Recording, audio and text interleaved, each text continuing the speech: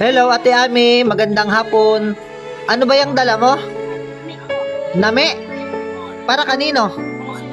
Ay, bibigay mo dito. Ito yung nami. Alam niyo po ba mga followers, yung nami ito po ay pagkain ng mga katutubo.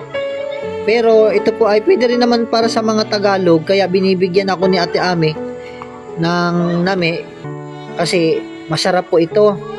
Anong luto na ginagawa nyo dito? Gata. Niluluto sa gata.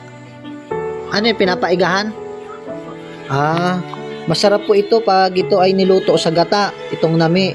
Matagal tong gawin, binababad po ito. Masarap po ito, tapos lalagyan ba ng asukal to, no? Tama ba, Kuya Upoy? Kuya Upoy, anong luto nitong nami? Pwedeng? Pasingaw sa kaldero para lumambot. Paborito po ito ng mga katutubo. Pero nakatikim na rin ako nito. Pero ito lang ba yung hapunan nyo ngayon? Kuya Upoy, ito na yung hapunan nila.